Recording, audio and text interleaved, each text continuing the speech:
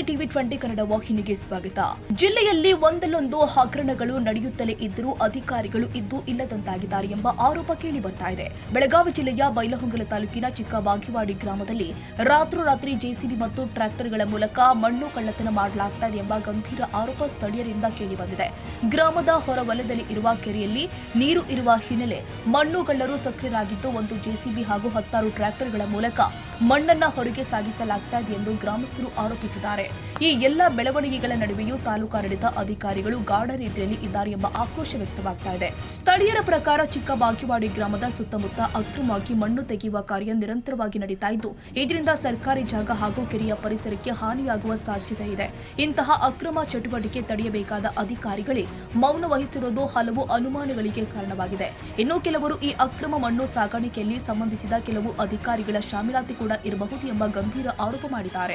ಆದ್ದರಿಂದಲೇ ತಕ್ಷಣ ತಾಲೂಕು ಪಂಚಾಯಿತಿ ಹಾಗೂ ಸಂಬಂಧಿತ ಅಧಿಕಾರಿಗಳ ವಿರುದ್ಧ ಕಟ್ಟುನಿಟ್ಟಿನ ಕ್ರಮ ಕೈಗೊಳ್ಳಬೇಕು ಅಂತ ಗ್ರಾಮಸ್ಥರು ಒತ್ತಾಯಿಸಿದ್ದಾರೆ. ಅದರ ಜೊತೆಗೆ ಅಕ್ರಮವಾಗಿ ಮಣ್ಣು ಸಾಗಾಣಿಕೆ ನಡೆಸ್ತಾ ಇರುವ ಜೆಸಿಬಿ ಮತ್ತು ಟ್ರ್ಯಾಕ್ಟರ್ ಮಾಲೀಕರ ಮೇಲೂ ಕೂಡ ಕಾನೂನು ಕ್ರಮ ಜರುಗಿಸಬೇಕು ಎಂಬ ಆಗ್ರಹ ಕೇಳಿ ಬರ್ತಾ ಇದೆ.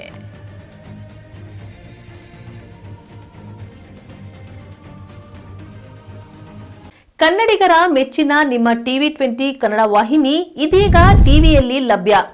ಕರ್ನಾಟಕ ಮತ್ತು ದೇಶ ವಿದೇಶದ 360 ಡಿಗ್ರಿ ಸುದ್ದಿ ವಿವರವನ್ನ ಪಡೆಯುವುದಕ್ಕೆ ಟಿವಿ 20 ವಾಹಿನಿಯನ್ನು ಲೈಕ್ ಮಾಡಿ, ವಿಡಿಯೋಗಳನ್ನು ಶೇರ್ ಮಾಡಿ, ಕಮೆಂಟ್ ಮಾಡಿ, ಸಬ್ಸ್ಕ್ರೈಬ್ ಮಾಡಿ.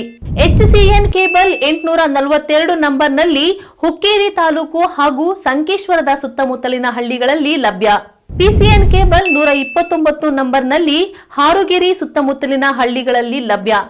ರಾಯಬಾಗ್ ಡಿಜಿಟಲ್ ಚಾನೆಲ್ ಕೇಬಲ್ 80ನೇ ನಂಬರ್ನಲ್ಲಿ ರಾಯಬಾಗ ತಾಲೂಕಿನ ಸುತ್ತಮುತ್ತಲಿನ ಹಳ್ಳಿಗಳಲ್ಲಿ ಲಭ್ಯ. UDCN ಕೇಬಲ್ ನೆಟ್ವರ್ಕ್ ಉಗಾರ ಸುತ್ತಮುತ್ತಲಿನ ಹಳ್ಳಿಗಳಲ್ಲಿ ನಿಮ್ಮ ಟಿವಿ 20 ಕನ್ನಡ ವಾಹಿನಿಯೂ ಲಭ್ಯ.